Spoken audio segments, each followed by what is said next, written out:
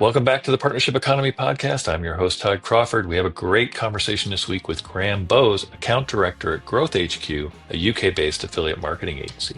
Graeme has experience across various roles in the affiliate world, starting off on the publisher side, then eventually moving to the brand side for one of the biggest telco brands in the UK. He spent a few years learning how each performance marketing channel operates against traditional brand channels before venturing into the agency world. Here, Graeme is on a mission to give affiliate agencies a good name by delivering true incremental growth through full funnel affiliate strategies. In this episode, we'll explore how to hire an affiliate A-team, the difference in talent sourcing between the US and UK, and ways to build a successful career path in our ever-evolving industry.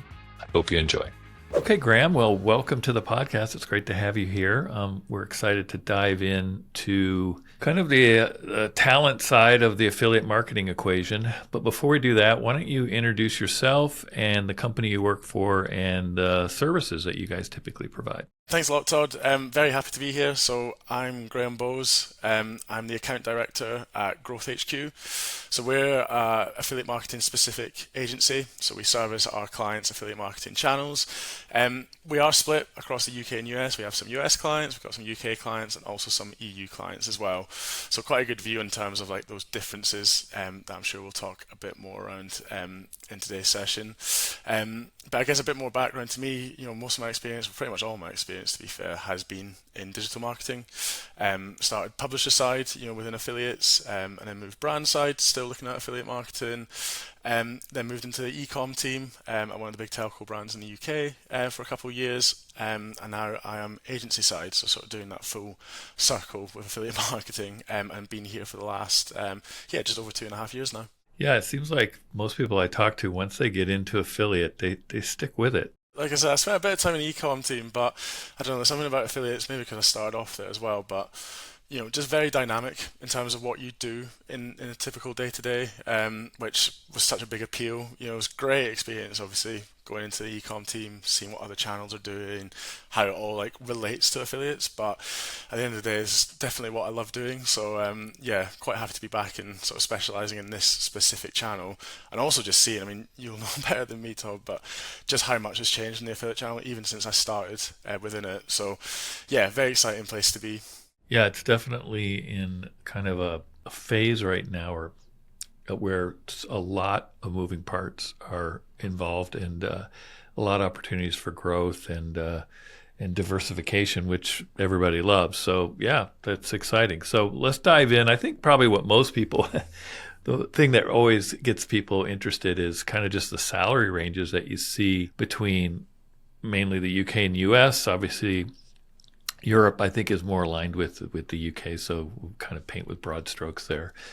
But obviously, you guys are hiring experienced affiliate managers and probably to a certain extent, even some newer people and training them in. What's kind of the salary ranges that you're seeing over there? So no, definitely see that sort of on par essentially UK into EU, but definitely where we see the big difference is when we're comparing to the US. So like I said, we sort of service clients across all these territories, so we see this very tangibly. On the US side, there is that higher premium that in companies essentially investing in affiliates full stop, right? Whether that's the team, whether that's budget into affiliates, there's definitely that higher propensity that I've seen in the US to see it as a bit more of that solid channel in like your digital mix, that channel that should be part of every company's sort of e-commerce approach.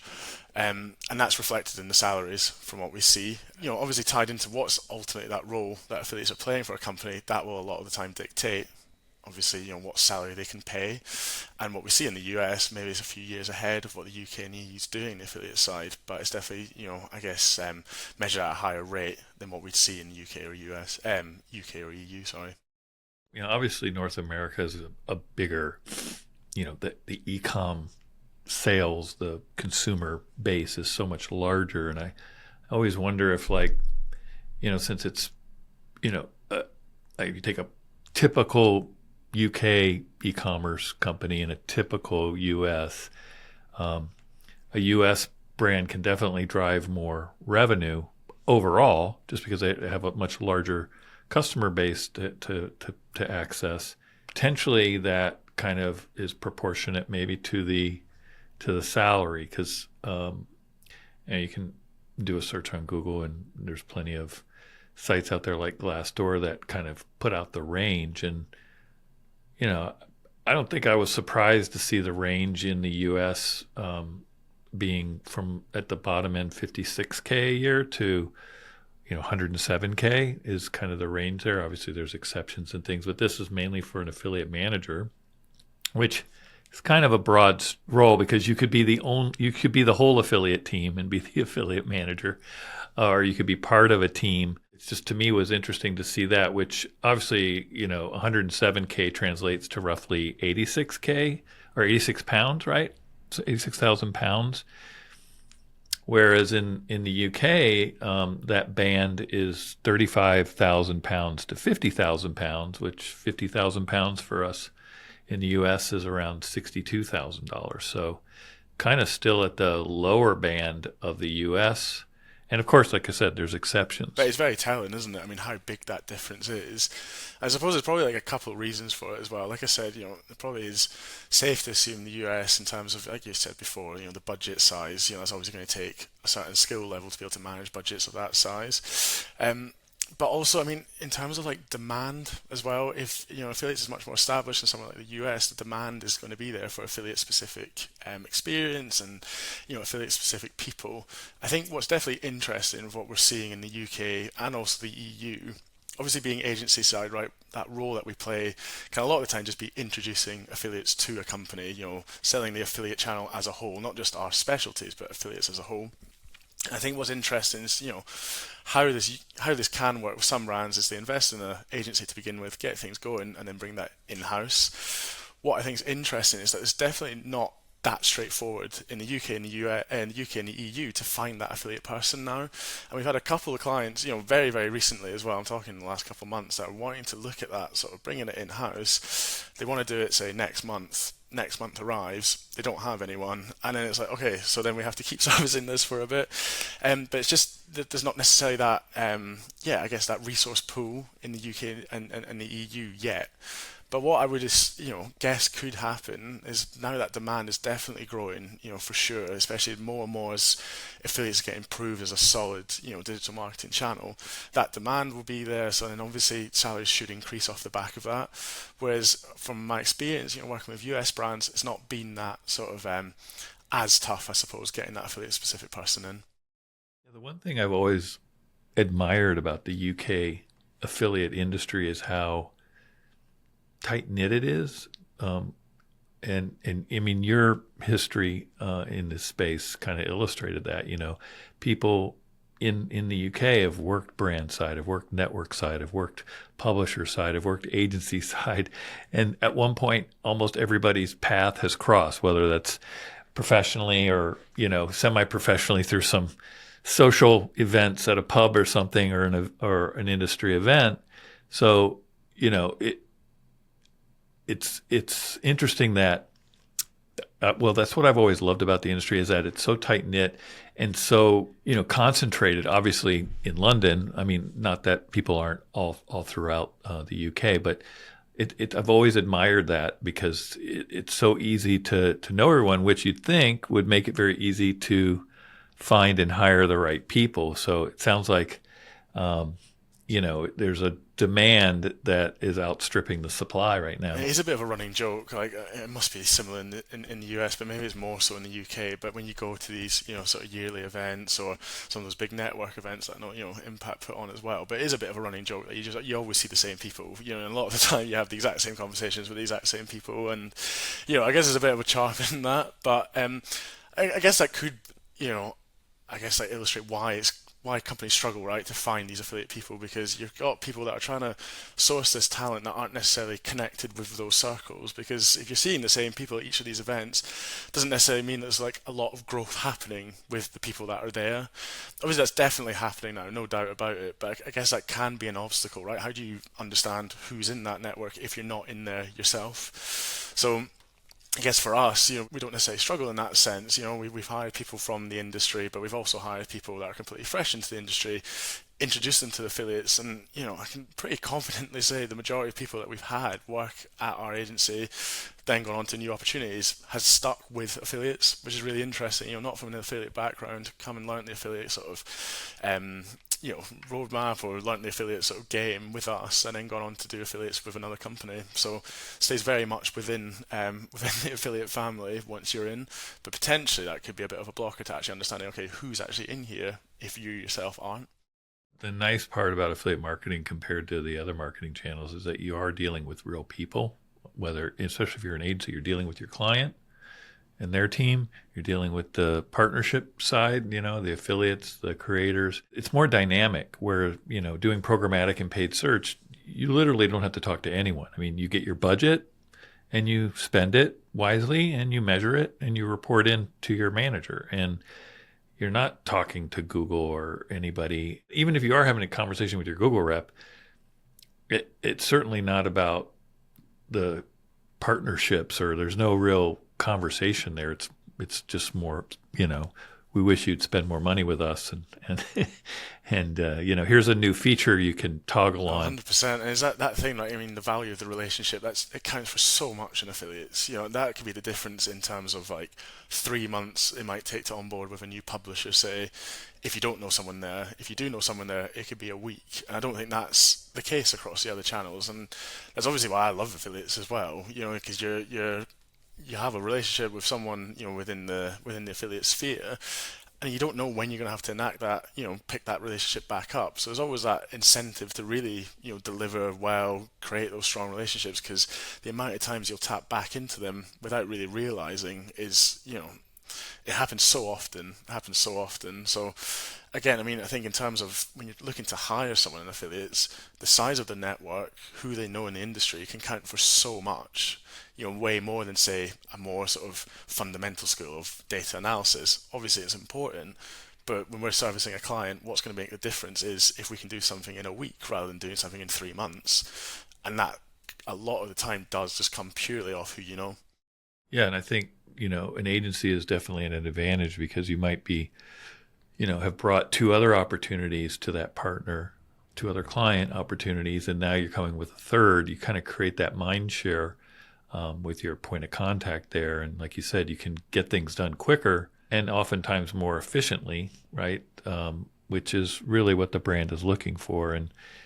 And being a brand kind of on your own, if you're a large brand, of course, you can get your foot in any door, most likely. But once you start getting below a certain level, and it can be just that no matter how great the partnership is with a specific affiliate, you're still going to not be material to their book of business, especially maybe that contact. They might have 25, 50 brands that they're working with any given day or month. And so that's one of the challenges. But if you are a mid-sized brand and you're at an agency, you've got that leverage that you can say, look, I can bring you this deal, but I need you to also work on this deal as well, right? Definitely. But I think that's what's great about it, isn't it? It's quite a sort of old school thing, but if you get on with someone, they're more likely to do business with you, and I think that's shown in affiliates much more so than any of the other marketing channels, of like how far that can get you, how far, how much value we can deliver for our clients, say, but just also in your own career. Getting on with people is kind of half the game a lot of the time, and like them recognizing you not just as a as the affiliate manager of this brand, is actually recognizing you as who you are, and then that will be transferable across whatever role you're in, or whatever brand you're working with. It'll go beyond what you're just servicing with that specific brand or that specific role, which I think is really exciting, right? It incentivizes the right type of behaviors and the right type of productivity as well.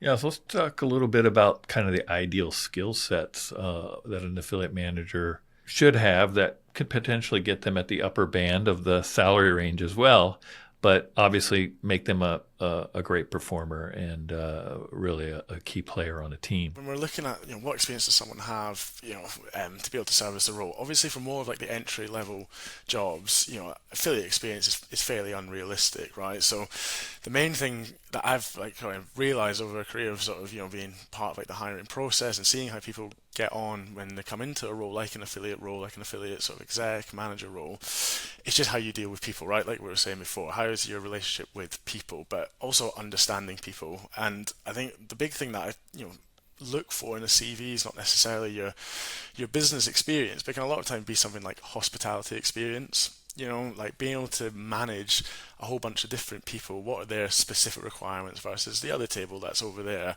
When things inevitably will go wrong, how do you deal with that? How do you come out the other side of that with everyone kind of happy? You adapt so many different skills within that sort of environment, which will do you really well in affiliates. Like I said, being able to react, being able to adapt, it's a massive part of it.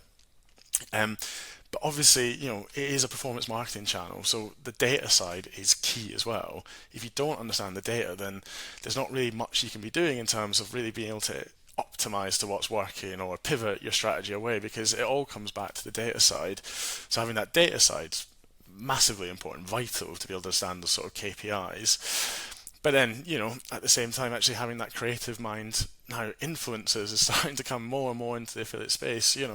Why does this piece of content work better than that piece of content? And I think for me, right, when I was brand side for a brand that the affiliate channel is still relatively new, your stakeholder management side is key, absolutely vital. The education side of what is it you're trying to do, what does that mean for the business, what does that mean for other channels? That's again not necessarily something you'd have to know as a paid search manager, but it's a key part of an affiliate. The affiliate role is actually educating everyone else that's there of like, yeah, this is a good idea. This is why we should do it. This is why, this is some of the risks. So even just like an initial view, there's a ton of different attributes that you need to be able to finesse, all just within, the category of like account manager or affiliate manager. It goes over so many different skill set. We talk about relationship management with affiliate with the partners, but it's also being, like you said, relationship management internally. You really need to develop those partnerships internally, and be able to manage expectations, which is one of the things I hear quite a bit. You go into launching something, or you kind of outline present a new strategy, you get more budget, and then you go and execute, and maybe you have to kind of change expectations that it didn't go as well, or it's going better than we thought, and you need to kind of be very flexible and able to roll with the punches, as they say, because best laid plans don't always go as expected. So if you aren't hitting the numbers, it's better to get ahead of it sooner versus kind of dreading it and putting it off. But I think that the data side too, like you said, the smartest people I've seen in this space are so good with data, and not just pulling data and making a report that you have to send in to your boss so that everybody has all their data. But it's the analysis. It's like looking for needles in haystack. It's like you've got to slice and dice data to kind of get these unique perspectives and go, oh, I didn't realize it until I looked at it from this angle. I was always looking at it straight on, right? I think that's a really good point as well, right? When we're thinking about how servicing any sort of affiliate channel, right, you'll have something what you're tracking in the network, which in itself, understanding how the network works, understanding, pulling reports and what those KPIs mean, that's one thing.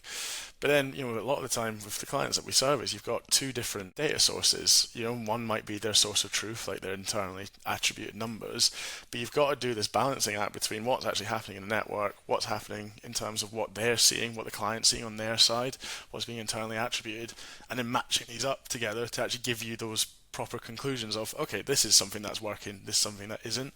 But all the steps to get to that point can be quite complicated, and that's a very regular occurrence, right? That's something you have to do every day, match up these data sources and find those conclusions. Yeah, and I think sometimes when you're analyzing this data and you get nice and granular, you start to understand maybe how two seemingly similar partners or affiliates maybe shouldn't be compensated the same way. Maybe the value that they're driving, one is worth 4% and the other is worth 8%, or, and that is a nuance too that I think is a vital skill set that, either you have already, or you should try to learn, because yes, I want a partner. Yes, I want them to promote my brand, and I want them to do well. But I also don't want to overpay them or underpay them, because that puts the partnership at risk, and that's the whole art in itself there as well. 100%. And like for me, like, because the data side is the bit that I love as well, right? Obviously the people side is great, but I've always gone towards the data side because for me that's just, it's great when you could take emotion out of something, right? If you go, okay, we're disagree on this, but this is what the data says, so we can't argue with this. That's our next step. I think there's something really good about that. And, without those sort of insights, if you don't understand why something worked, why something didn't, or is this the right thing to do, it can kill your confidence. And you've seen that a lot, with some new joiners. There's obviously quite a sort of I guess apprehensive approach to maybe a negotiation with a publisher, or trying to sell something into a client. But bringing that all back to the data side, that's where you can have real confidence and say, no, this is black and white. It says this is the right thing to do. And I think that does a lot, like I said, on the confidence side, but just really being able to base things on data is such a sort of superpower to take a lot of emotion out of it, and also, potentially get to a lot of these decisions much more efficiently. But you need to be able to understand it to be able to get to that point. So it's all pretty closely linked. Having a conversation with a publisher and you're saying, look, I need to move you from 8% to 4%. That's not a fun conversation to have. Many affiliate managers probably dread it. But again, if it's data driven, if you're saying this is what we value, and we would love to keep paying you 8, but you would need to do this, right? And we're waiting for that data to show that. So it's not like you're doing it just because, there is some data behind it, but there's an opportunity. Like, look, this is what we value, and we want to see if you can drive that value. And if you can, we're happy to pay for it. And I think that's really where, data kind of helps you do things that aren't maybe as fun, or you're not as comfortable having those conversations. It's funny, that flow, isn't it? Because you kind of start on that data side, understand the data side, get your conclusions, and like you said, then you've got that situation where you have to get whoever you're talking to, right? The client, the brand, the senior stakeholders, the C-suite, or publishers on board with your way of thinking. So the data can say anything it wants, but how are you going to get them on board with that way of thinking? How are you going to express your point in a way which means that people are going to, agree with you and align with it? And that in itself is a skill. Like, I remember in my first role, the CEO at the time, he said, affiliate marketing is essentially selling.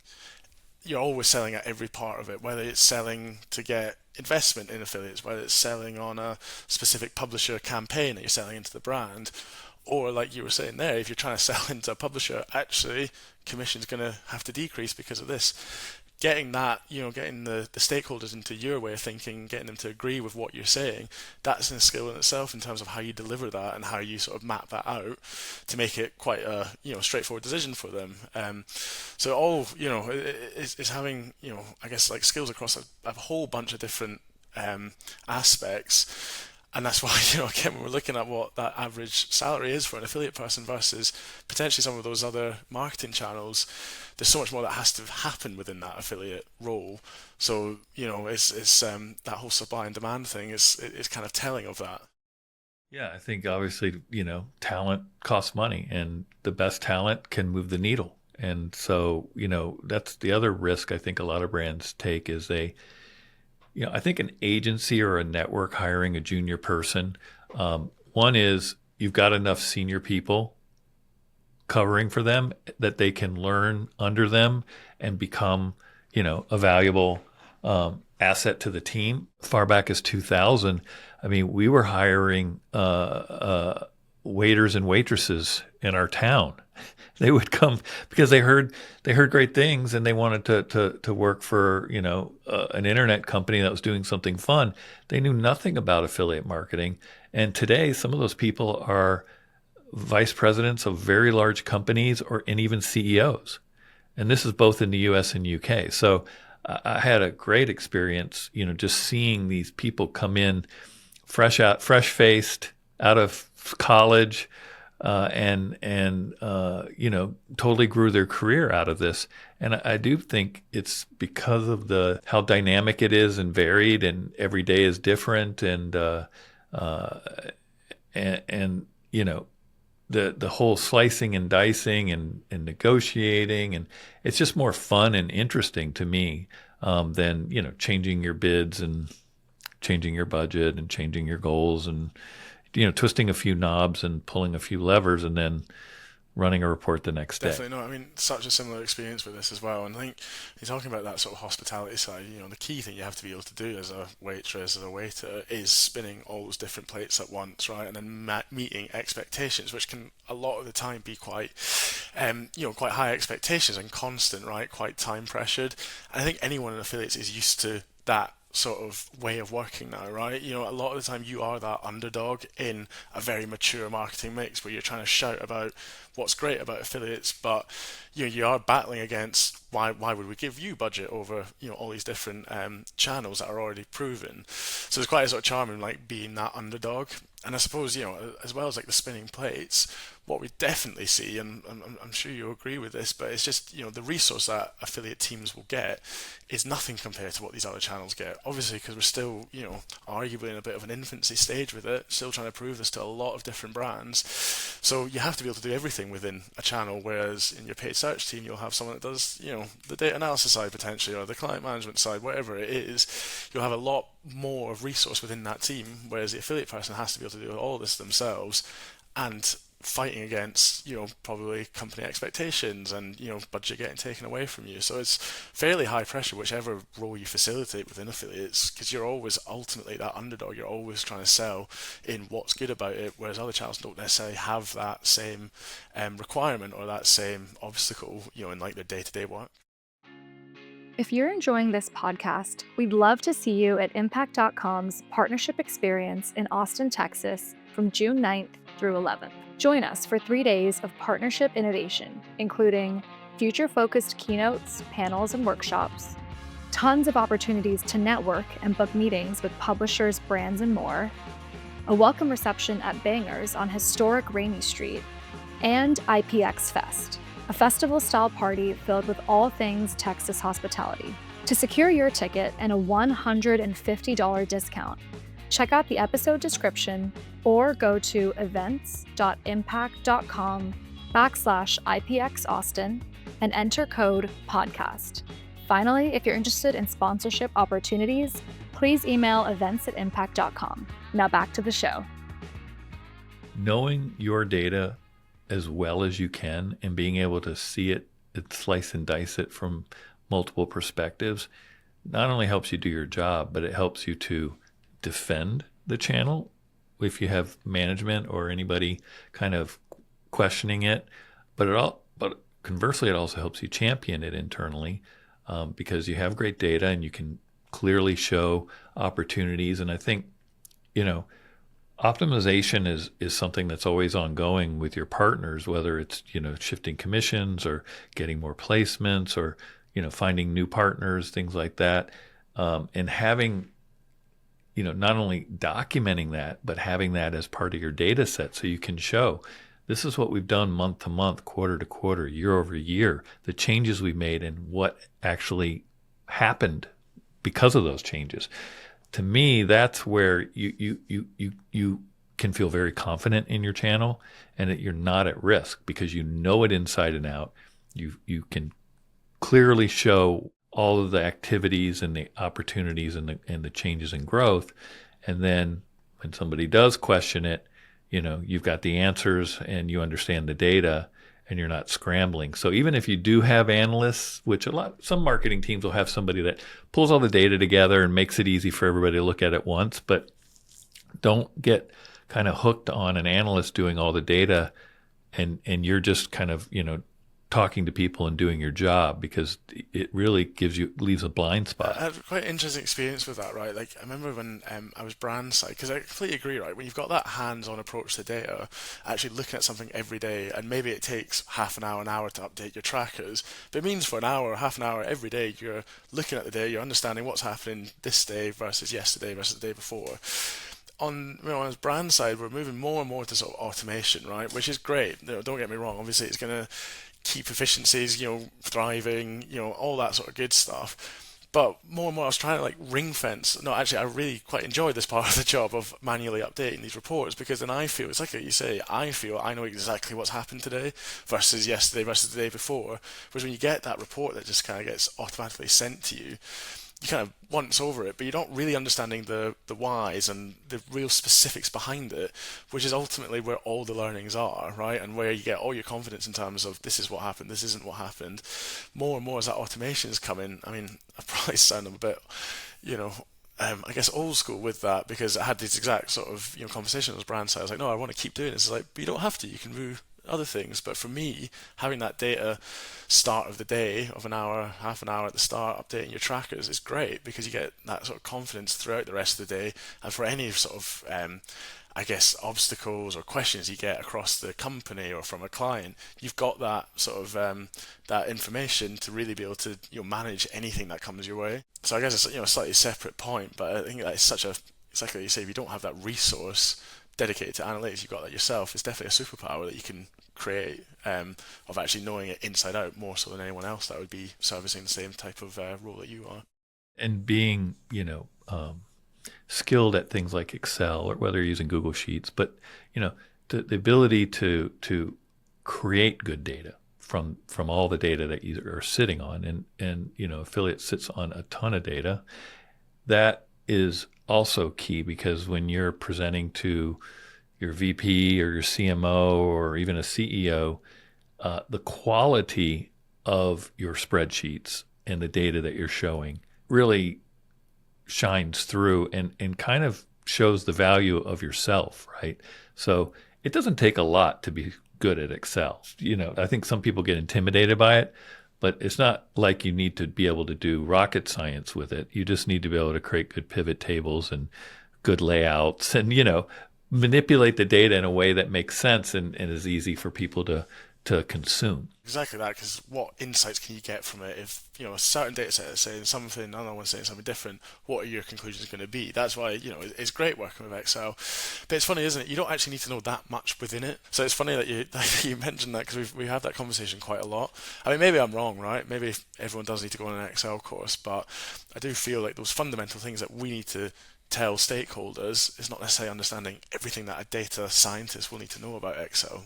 Again, back in the early 2000s, actually a UK employee, and she was like kind of fresh out of college, and she was a whiz at Excel. Like it was like we were all cavemen, and she had a cigarette lighter and was lighting fires. Everybody can get the data into a tab, and maybe it all kind of is similar, but there is a nuance there. And one of the things that I always tell our team internally is, less is more. If I'm building a spreadsheet, I see a lot of people, they want all the data. Like you got to scroll way to the right to see other columns. Whereas, look, that's what tabs are for. But trying to put more data in there, what it does is it distracts people from the thing you're trying to point out. So you can have all the data in one tab, and then you can have bits and pieces that are trying to show one or two things at most. I think that's important too, because then whoever's looking at it is not distracted by, it's like having a PowerPoint slide and the one slide is just all text, top to bottom, all bullet points. It's too much to consume on one slide. Nothing more frustrating, is there, when you feel like you've got this great point that you're delivering, our CPA is, 50% more efficient than it was last year. And the question is, why did sales drop in that month? It's like, well, that's not really the point of what I was trying to get across here. So it's a skill in itself, isn't it? Like finding out what that key data is that you're actually going to want to bring attention to. Absolutely, that whole less is more is definitely the approach that we're always trying to take. But I think it's interesting, right? If we're going back to overall, what's that sort of those roles that an affiliate manager will play? I guess it is a little bit like this with this Excel example, right? Is having that that sort of understanding to a degree of understanding what do I need to get from this to help me with my role. Not necessarily being that expert in it or like, not understanding every in and out of like what goes on behind Excel. But it's kind of like that across all the different skills, right? In terms of the people management side, yeah, it's a factor of affiliates, but it's not the whole thing. So you can't be spending all your time on that. You're not going to be able to survive just on that attribute. It's all these different things that it's just you have to have that base level understanding, understand what you need from it, and then be able to service that across all these different skill sets, which is quite exciting, right? I mean, it's quite a cool thing, really.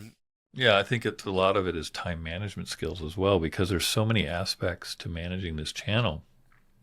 You know, doing the analysis, which partners am I going to talk to today, this week? What am I going to talk to them about? What's the outcome I'm looking for from this conversation? I think is a very good mindset to have, right? And then how much time am I going to spend on recruiting new partners and getting them active? There's a lot of time management issues here, and you can just get stuck in looking at data for a whole day, or you can get stuck at being on calls all day with partners, right? But to feel like you're hitting your goal, you've got to kind of work backwards from that and turn that into, what do I need to do with each partner? How many new partners do I need? What's going to kind of hit my numbers and the other objectives of the program. Maybe it's diversify certain, top heavy programs, create some more, mid and tail partners, whatever, right? I think we see that a lot, like, being agency side, right? We're all constantly getting measured. I guess anyone who's in the affiliate role is in the same sort of, in the same game, I suppose, but being agency side is even more so, right? You're measured on your impact more so than how well you know the data or any of these other points. So you have to be delivering that impact every week, every month against those targets, or they'll work with someone else, or they'll bring it in-house. That's always the battle that we're fighting. So for someone to come into the agency, they have to be impact driven. It has to be, even if you've got 10 things on your list you want to do on an account, what's that one thing that's actually going to make a difference for it? And it's focusing all your time on that. Being able to understand what that priority is, where you're going to get the biggest impact, obviously comes from a lot of this data side, from the people side, everything like that.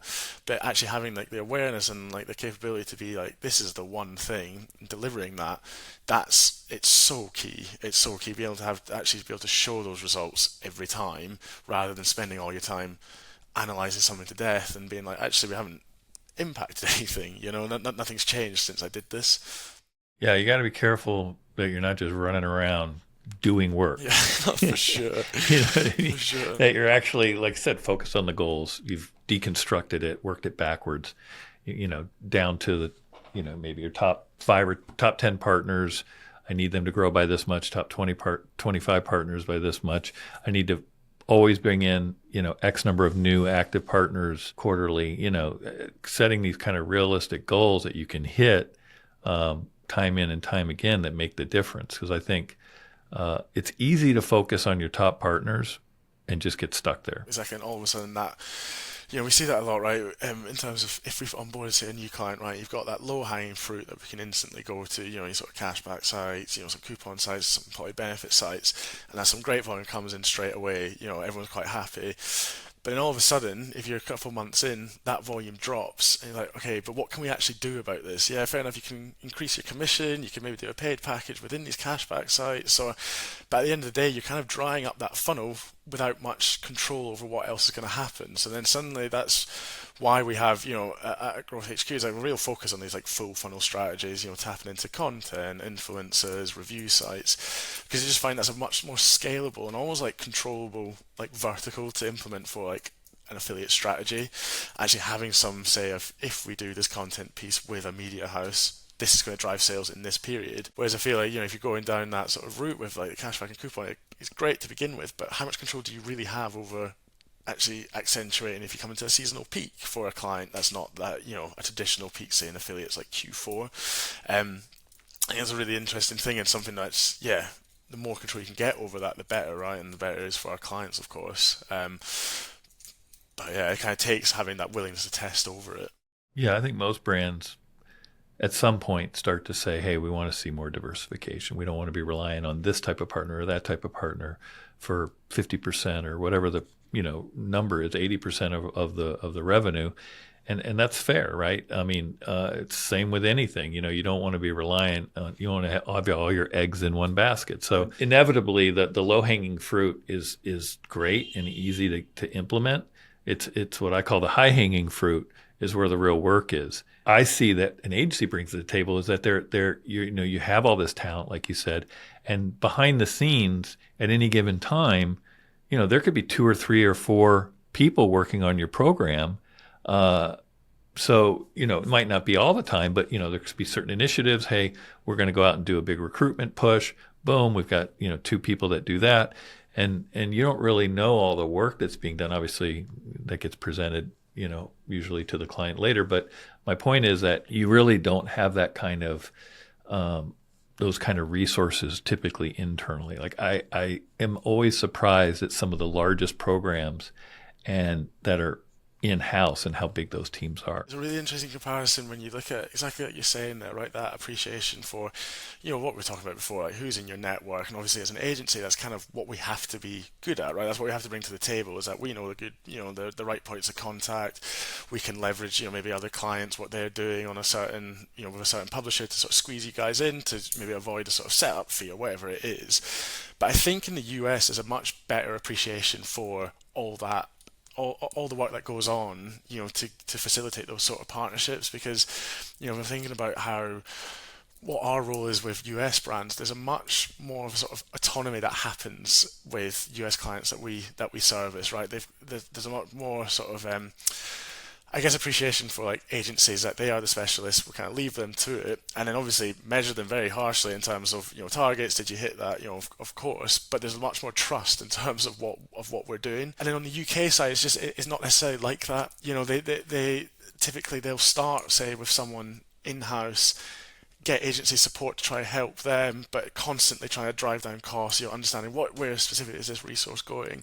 Whereas on the US side, it's much more, if we want to launch affiliates, we're going to bring an agency services in to sort of launch the program, get everything running, potentially service for a couple of years, and then the in-house person comes after, so they kind of appreciate that level of expertise, that does come with an agency. Whereas on the UK side, it's not all the time, right? But it's definitely a difference that we notice in terms of how we service US clients versus UK clients, but also how that relationship is with our points of contact at brands as well.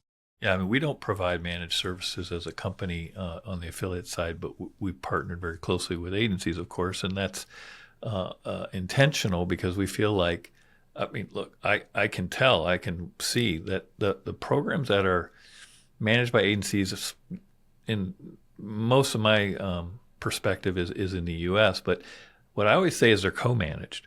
That they have somebody internally, obviously responsible for the channel, and they're working very closely with the agency, and there's a back and forth. And in some cases, there's a team internally and an agency team. That's how big the program is, because nobody would at the retailer would hire the number of resources internally. They just would never allow that in their budget, but they can work with an agency. And to me, those are always, I mean, almost without exception, the best managed programs, the most successful programs when it's that co-manage versus here you go, have my affiliate program. I guess it is a bit of a cliche, right? Because before, like, I worked agency side, there's always those sort of cliches that like agencies will use, and one of them is we're an extension of your team, but genuinely that is like, a cornerstone of like what we do, right? We really want to feel, or the client to feel, that we are their affiliate team, and that, and why we want to do that is not to sort of say that on our website and be like, oh yeah, we'll be an extension of your team. It's generally because that's the most productive type of partnership, right? And it's much more on like when things haven't gone well rather than when things go well. You have to have that transparency with any brand that you're working with around, we did try this, we thought it was going to do this, but it didn't actually work, so we're going to pivot away from this and do whatever. But that only comes when you feel like each other can trust, you can trust the other person that you're working with, and ultimately that they genuinely feel that you're trying to service their channel for their for their brand, that you are actually a brand advocate. And it's 100% where the best channels that we've serviced and the most growth that we've implemented is where it's that type of relationship where you can be very transparent with each other, because it's an efficiency thing, isn't it? You don't spend tons of time trying to sugarcoat something around, oh, this did actually work in this way. It's like, no, this didn't work, and we were wrong about that, but let's crack on with the next thing. It saves so much time. Yeah, I think making excuses or being less than transparent is not good for a long-term relationship. And the best agencies are the best people. I mean, they admit, those are our expectations. That was kind of like I was talking about managing up. We had a plan, we executed, it didn't go as planned. Here's why, and now we know, and we're pivoting to this, and we think this will work now, right? Based on what we learned, and that's all it is. It's learnings, over and over and over again. Definitely. It probably goes a bit back into, what we're talking about in terms of that, the sort of people side of affiliates, right? I mean, that's where transparency comes from. Like I say, you're not dealing, your client doesn't see you as, the affiliate manager for this agency. They just see you as, Graeme.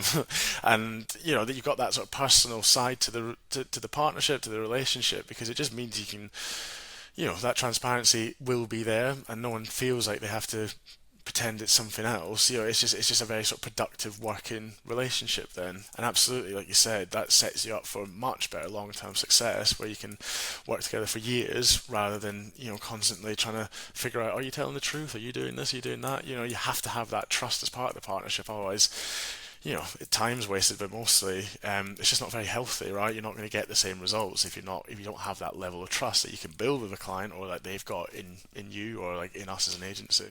Yeah, and the same thing with the internal resources. When you're transparent, when you have good data, when you have good communication skills, you can explain to your boss and your boss's boss what they need explaining. You can admit when you're wrong or you made a mistake, and you've learned from it. To me, those are the skills that are way more valuable and definitely lead to promotions, because people that are smart admit that when they're wrong, and they understand what works and what doesn't. And if they're able to articulate that and show it in the data and saying, because of that, we're doing this now. Again, it's really what I think most people look for in an employee is, and likewise, if I hire an agency, I don't need an agency always kind of sugarcoat or have an excuse for everything. It gets old, right? Just be honest and transparent and move on from there.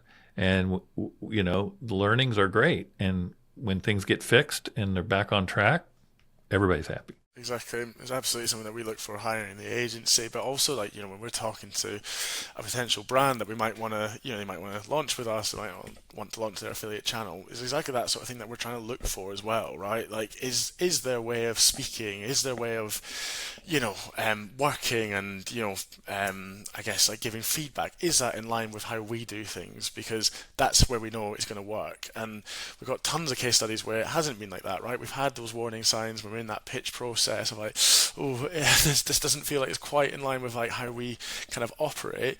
We go ahead with it, and then 9 times out of 10 that channel's not going to work out, because there's no trust there. We're not moving reactively, and there's just a lot of we find it definitely with more corporate of the companies. It's just a lot of throwing under the bus, and then everything else will get blocked. We can't be reactive then. It's just everyone's terrified to do anything because someone's not going to want it to happen, and then you just can't get anything done. Then you get 3 months in and it's like, we haven't done anything, because everyone's just that pointing fingers. I mean, I'm not blaming agencies, but been in this industry over 25 years, and I've seen where agency is pointing at the network is pointing at the brand because they're doing something wrong, and they're not agreeing, and it's nobody is to blame.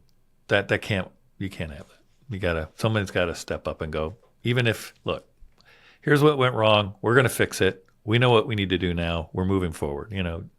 That's more refreshing than anything. It also just seems very like very obvious as well, right? You know, like just having that sort of transparent approach. Obviously, that's more productive, and I think it's always find that quite odd. You know, when you come across that thing of really trying to cover your own tail and really sort of putting up these defenses around actually getting to like, okay, what's actually happened there? Because ultimately, it's just slowing everyone down. But obviously, it's such a big part of how a lot of these companies operate, and it was a lot like that when I was brand side as well. It's just people will be making moves in their career by just pointing holes out in what other people are doing, and that's it. Not actually delivering something that's new or exciting or taking that risk.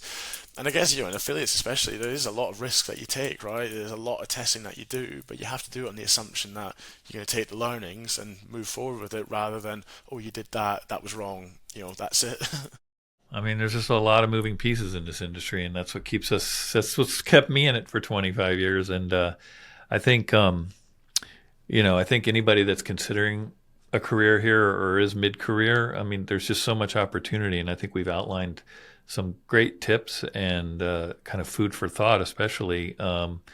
And depending on where you are in your career, if you've worked at a brand all your, or that's where you are, moving to an agency is something really interesting. I think if you've always worked at an agency, moving to a brand can be very eye-opening. Definitely. So, No, 100%. It's funny, like obviously when moved agency side, but my experience with agencies was always pretty poor, to be honest. And that was kind of a big thing of what we're trying to do at Growth, is trying to change that narrative, because I think especially in affiliate marketing, it doesn't necessarily have a great reputation. There's a lot of the time of what we're battling against with pitching and things, just people's experience with agencies has never been great. But having that perspective, like you said, across those different stakeholders, that different position within affiliates or within just e-commerce or digital marketing, is really helpful. And I guess that's sort of the way that it will get better in terms of those relationships across all those different stakeholders, is just having those experiences on each side of it. Well, Graeme, we've covered a lot today, and I hope everybody got something out of this, because there's more to it than what's on the surface, and I think there's just so much opportunity in this industry, and it's constantly evolving, and that's what keeps people in it. Absolutely, absolutely. Well, it's been great having you, and thanks again for all your contributions, and we'll talk again soon. Perfect. Thanks a lot for having me on, Todd. Success in affiliate marketing isn't just about strategy, it's about people. Whether in the US, UK, or globally, investing in the right talent can make all the difference. Depending on how established affiliate is in your region can impact your talent pool. As Graeme mentioned, in the UK, the affiliate space is still evolving, and at times companies struggle to find experienced talent as recruiters aren't as familiar with the industry. So for companies looking to scale, tapping into agencies for their network and expertise can help fill the gaps. Regardless of location, prioritizing the right mix of skills and strategic thinking is key to building a strong affiliate team. And for those starting out, focus on building both analytical and relationship management skills. Learn to advocate for affiliates' role in the business, lean into the numbers to tell a compelling story, and don't underestimate the power of a strong network. As demand for skilled affiliate professionals grow, those who can balance performance analysis with strategic relationship building will stand out and thrive. Thanks for listening, and I look forward to next time.